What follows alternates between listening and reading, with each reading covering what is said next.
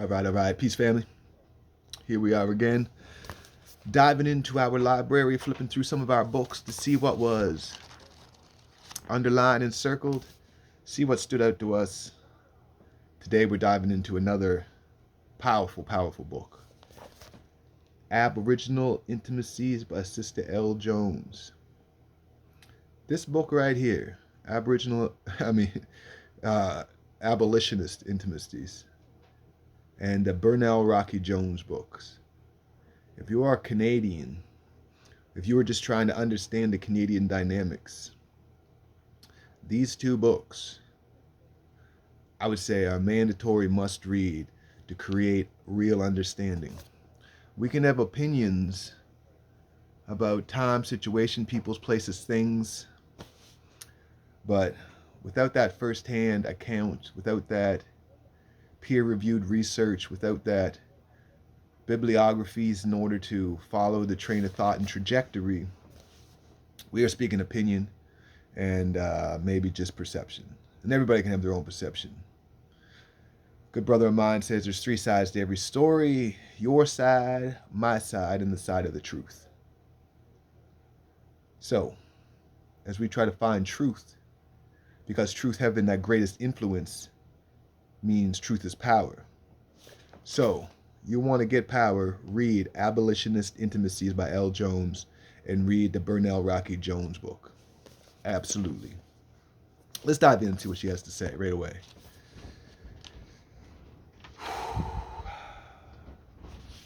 Starts right off on dress codes. This is a book about prison systems and everything in there, around and about. Dive in and find out. But on dress codes, that's an En Vogue song. Never gonna get it? For women, no tank tops, no shirts above the knee, no see-through clothing, no cut-off shorts, no layers, nothing that shows your shape, no tight clothing, no leggings, no hoodies, no shirts with pockets, shirts must have sleeves, no open-toe shoes, no perfume. They say, there's rapists in here, a guard tells her.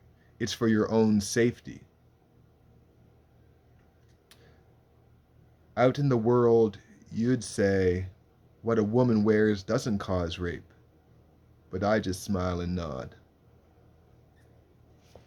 The realities of the disconnect, the hypocrisy, insides, outsides, and what we are saying is the Canadian plethora of verbal diarrhea. Africville, founded by black refugees in the War of 1812, was destroyed by the city of Halifax in 1960. City sent bulldozers to crush the homes, the churches, and desolate the residents.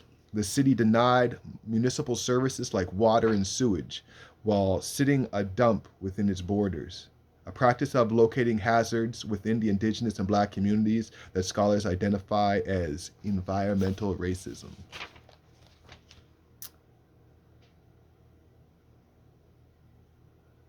Christmas inside prison. Feeling that you are alone and forgotten, a failure to everyone, including yourself, and that your family was enjoying the festivities as though you did not exist. Begin to hear their voices speaking back to us. Hope is a discipline. Mirami Kaba says, we have to practice it.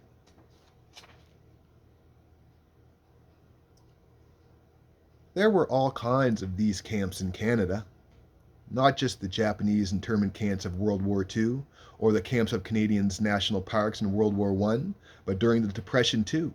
Citadel Hill in Halifax, Todd McCullum tells us, was a camp for unhoused men in their 30s. Conscientious objectors, particularly Mennonites, were another group rounded up and forced to work during World War II. Over and over again, the same stories. Undesirables, foreigners, the displaced, all rounded up and incarcerated on the excuse of security or necessity, or useful labor, or cleaning up. We build prisons, tear them down, forget the stories, and build another prison.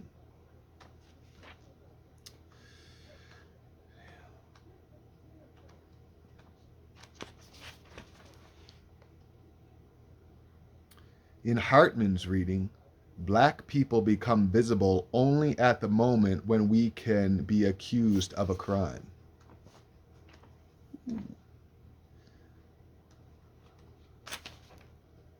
White people just need more of a chance to learn, and a few centuries wasn't enough for that. But a black child not understanding citizenship law, guilty. Where we would where we wouldn't have to hurt you if you weren't here asking for it by thinking you deserve rights and equality, by thinking you are human.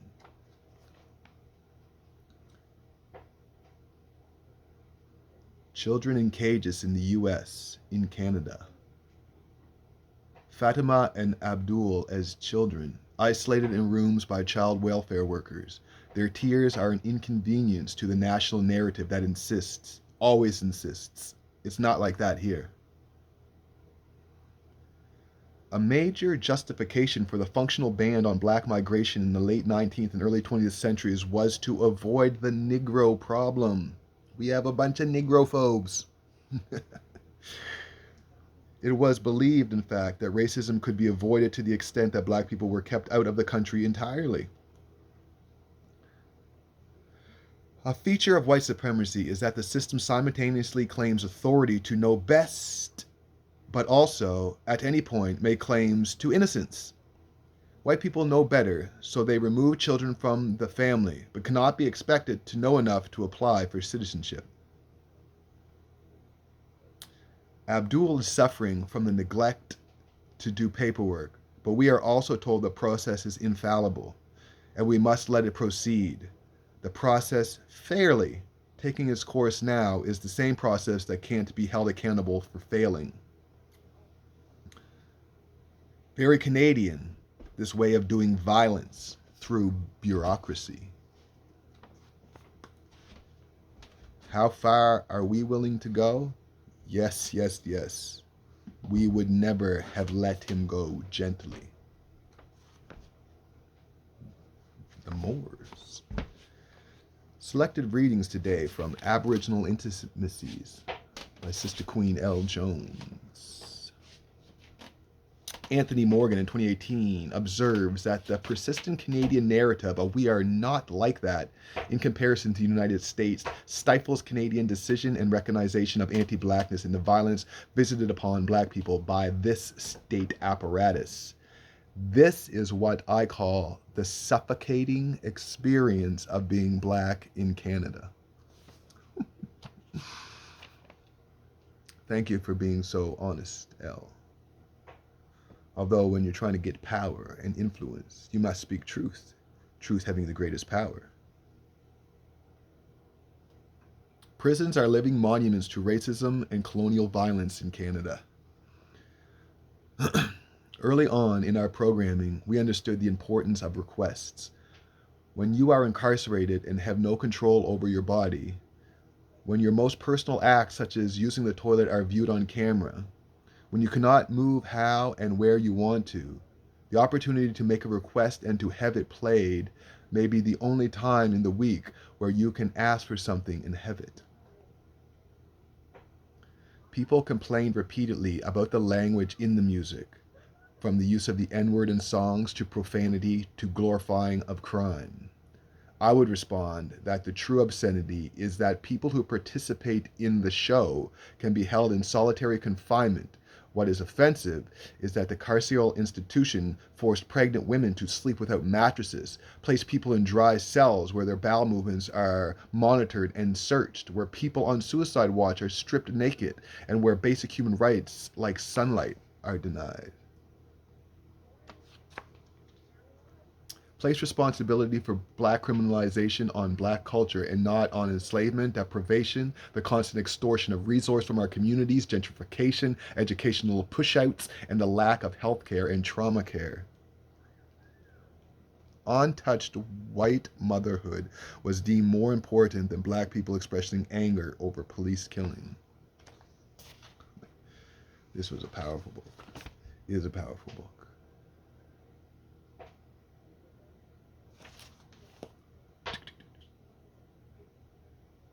The ways of looking at my blackness. My mother's sister come to visit. At the time, I only remember being afraid, only having white dolls, so they send us black ones. My next teacher used me as a lesson to the class. There are people in this world who are darker, different than us, she says, like L. Someone called me a packy. They weren't even good at racists. Join the brownies. Someone tells me my uniform is the color of poo, just like my eyes. Poo eyes, they taunt. Fairy tale, and I notice the good sister always has blonde hair, and the ugly sister, the witches, always dark.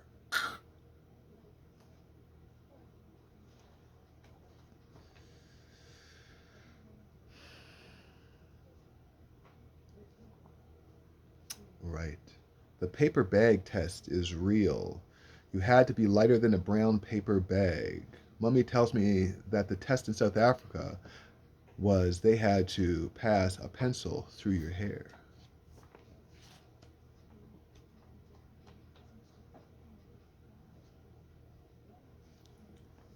No Justice on Stolen Land. Selective readings from Aboriginal Intimacies by L. Jones. Pam Palmater, Joanne Baker, and Bonita Lawrence are among Indigenous scholars who have critiqued and the specific impacts of the Indian Act upon Indigenous women and the imposition of European conceptions of racialization, kinship, and belonging onto Indigenous nations. Historic and ongoing genocide of Indigenous people through proclamation, displacement, dispossession, removal, institutionalization, and are particularly through legislating Indian identity, determining and legislating and eliminating who is Indigenous is at the heart of Canada's settler colonial project. The assumption that black people illegitimately claim Indian status for manipulating and nefarious purposes. So many layers to the onion. White passing participants in Indigenous programs or ceremonies are not simply policed. Daryl Leroux traces in distorted descent, while any signs of visible blackness, on the other hand, places you into the impermeable category of black. Outside, in abolitionist circles, there is an imagined ideal of black indigenous solidarity that does not necessarily match how people experience and survive prison.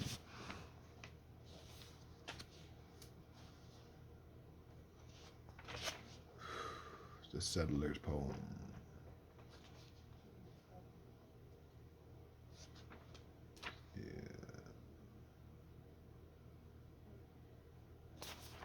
What are these ones? What are we reading here? Welcome to Canada. Superior, and to wave the maple leaf. Shipyards increased. Killing in the Middle East. Slave money. Alexander Keith. Genocide in Africa. Slave owners. Salt cod. Haiti.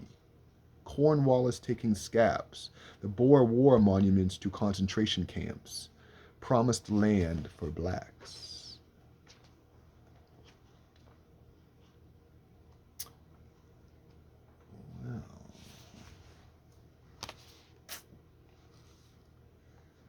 Indigenous women represent 42% of federal admission in Canada.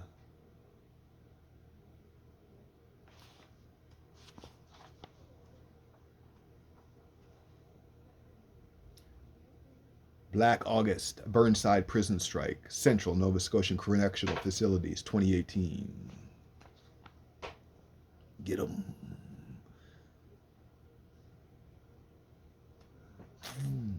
The woman I'm writing with tells me about how she was trafficked and held in a motel room for weeks, kept naked and drugged. She finally escaped. The cops gave her a few $1,000s and put her on a plane back home. She spent the money on drugs, and when she ran out, she robbed a pharmacy. She got 5 years, more than the man who kidnapped, raped, and abused her ever served. The hate that hate produced, the PTSD, the PTSS, Dr. Joy DeGruy, Professor James Small. Thank you, Sister L. We like to imagine that criminals and victims are separate people, but it's not like that at all. People who have been victimized commit crimes. People who have been incarcerated become victims. People from high crime communities also come from high victim communities. I think it's just knowing someone's out there, listening and trying, even when nothing happens. Thank you for giving us a voice.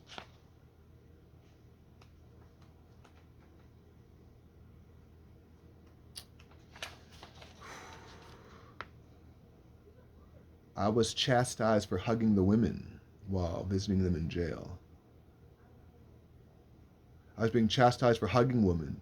One of the male guards was raping women in an institution, 2020.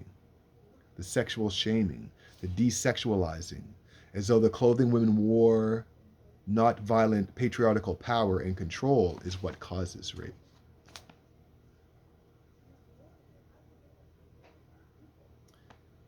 Anne Laura Stoller observes that expressions of intimacy are implicated in the exercise of power. States regulated and regulate intimacy.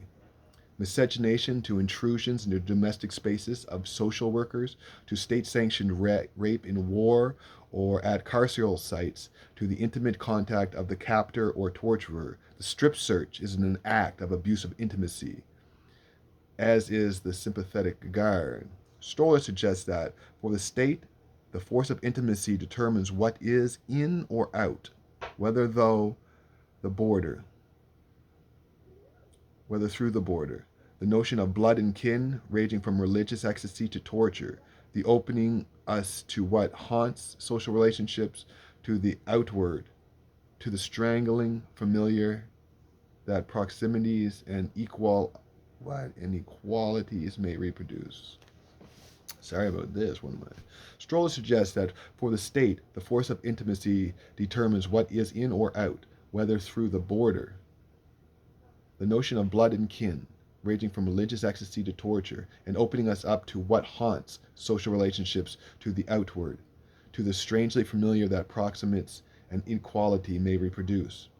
White women teachers in residential schools understood themselves as loving caregivers for children, even as they beat children, separated them from their families, and instilled ideas of racial inferiority.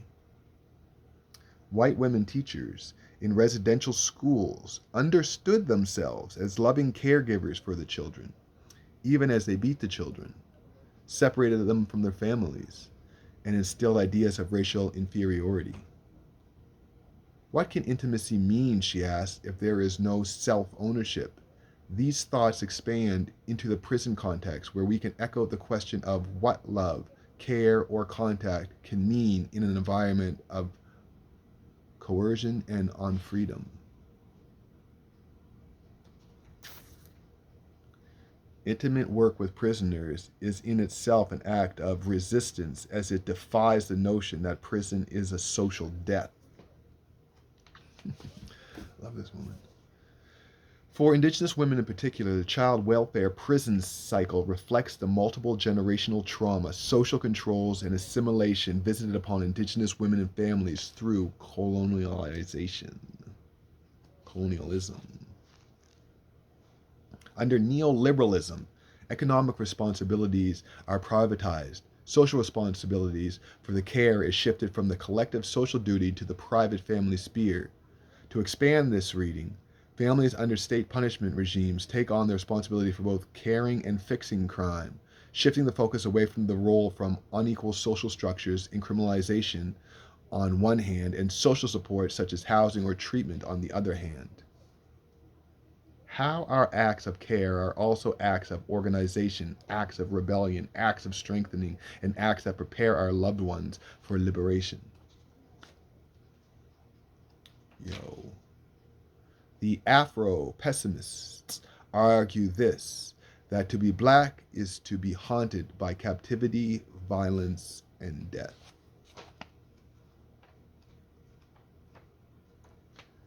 Wow.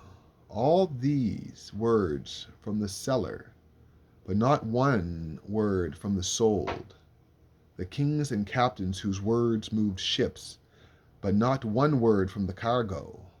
The thoughts of the black ivory and the coin of Africa had no market value. Africa's ambassadors to the New World have come and worked and died and left their spore, but no record thought. Zora Neale Hurst. I'm calling you as a black woman. It was not help with the system she needed, but the healing work black women have done with each other as survival for generations. Someone who wouldn't shame her daughter, who would understand her, and who would make time. What she is calling for and upon is the black feminist praxis of shared experience. African Canadian Civic Engagement Council. Teach them about medicine, about law, and about social work. Oh, how hollow their outrage about Trump and kids in cages. When there's a black body to be rid of, let nothing stand in the way. Selective reading from Sister L. Jones in the book Abolitionist Intimacies. Abolition requires that we change one thing, everything. We must think about land and our relationship to it, and why settler colonialism sees land as something to extract from. We must think about power and control, and we must also think about ourselves, how we benefit from these systems, and how we want those benefits for ourselves. We practice abolition every day in practical ways by challenging ourselves to think differently about conflict, to not see accountability as chastisement, but as transformative, to move beyond shame in our failed or incomplete attempts at reparations.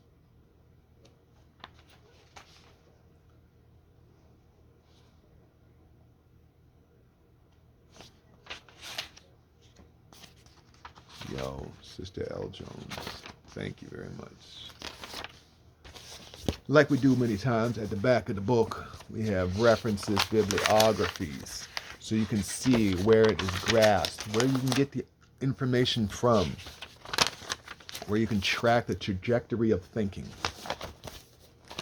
Mandatory must read for Canadians, understanding the black experience, understanding the Canadian experience, and understanding how to be transformative in our world, to abolish everything that prevents food, clothes, shelter, safety, and security in such abundance that we are able to share. This is Baba Shabazz of the Black Rose Nation. These are books from our library. Get these books. Peace.